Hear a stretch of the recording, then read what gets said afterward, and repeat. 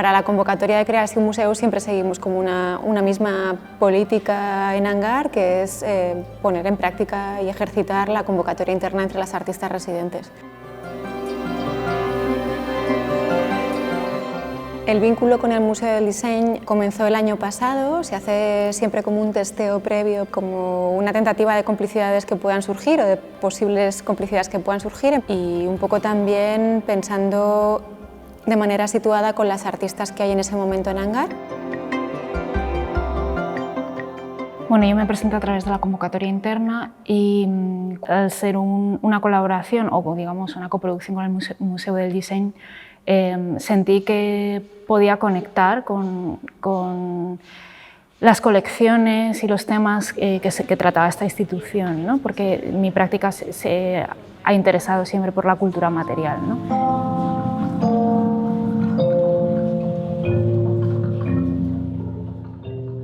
Bé, crec que ha estat una experiència molt nova per tots i molt enriquidora, com sempre, en aquest context que genera creació de museus.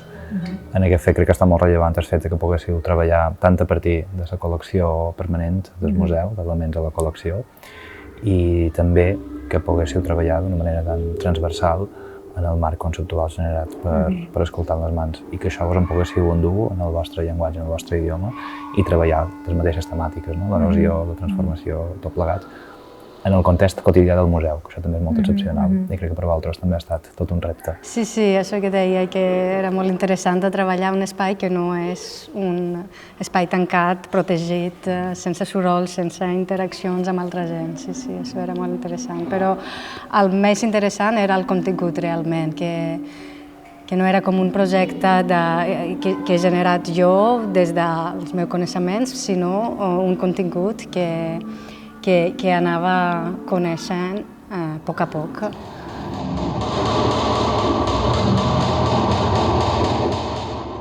Sobretot crec que el que ha estat molt interessant d'aquest procés de feina i que també passa sovint dins del context de creació de museus és que són projectes que qüestionen o posen molt en dubte els límits existents dins de les institucions. Fins a quin punt poden fer això o no? Quin ús poden fer d'aquests elements patrimonials o no? Poden posar fum o no? Exacte, el fum, no tenim fum. I això és una constant negociació i renegociació i qüestionament de les convencions que articulen la nostra naturalesa institucional. I això és molt enriquidor per nosaltres, perquè ens fa preguntar-nos sobre... Si els protocols tenen sentit o no, potser són perquè... Sobre els pilars de la institució, en definitiva, i sobre els criteris de valor que articulen el que possibilita tot això. Abans venia pensant una mica sobretot en això i crec que és una relació una mica com de companys de pis, no? És a dir, que arriben dos noves companyes de pis que tenen unes dinàmiques i unes maneres d'habitar completament diferents de les que tenim aquí al museu, no? I aleshores, bueno, doncs, com quan això passa quan comparteixes un pis, no? Que durant un temps... Que los nuevos que llegan empiezan a cuestionar cómo vives tú, ¿no? En vez de adecuar. I aleshores has de començar a redibuixar les línies vermelles i arribar a nous acords, i jo crec que això és xulo que passi, no? És a dir, a vegades no és fàcil o a vegades no es pot arribar on vosaltres voldríeu, per exemple, però jo crec que d'alguna manera posa, doncs, no sé, en judici algunes coses que tenim com molt preestablertes. Sí, claro, o sea, como son espacios que no son... O sea, lo que una creadora se espera encontrar en un espacio teatral, de repente aquí todo es difícil, ¿no?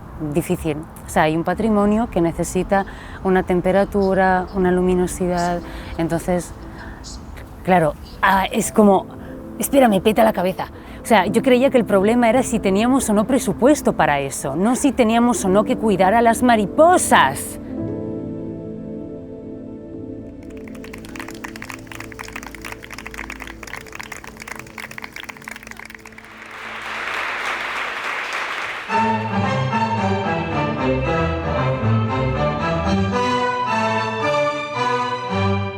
Nosaltres no només som una institució que custodia una col·lecció, que custodia i la divulga, sinó que som molt més que tot això. I aleshores el nostre interès en aquests moments és poder-nos imbrincar en el que és el territori, treballar amb les xarxes socials i, en poques paraules, recuperar un públic local.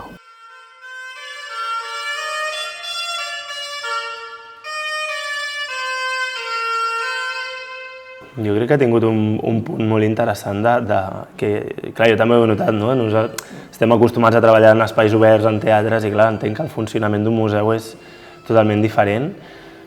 I tot i així trobo que l'adaptació ha sigut com molt, en el sentit de la peça, molt còmode en l'espai i tot, i em sembla molt interessant poder entendre com una pròpia peça, que potser seria més escènica, entendre-la com una pròpia peça del museu, o l'altre dia també deia, és una exposició temporal d'un dia, però és una exposició temporal, no, d'alguna manera, encara que sigui un producte més escènic.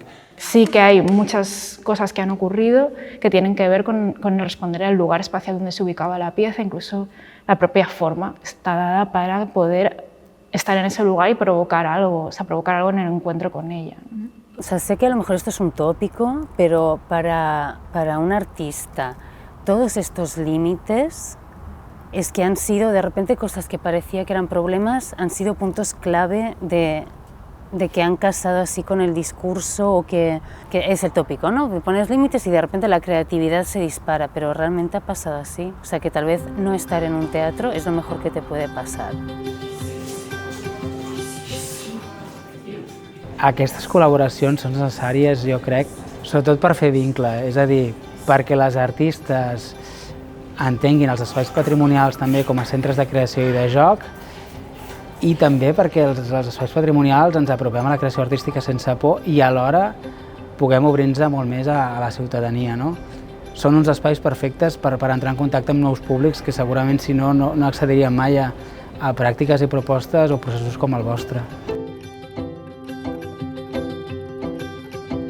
De sobte és una proposta que aposta pel procés, no?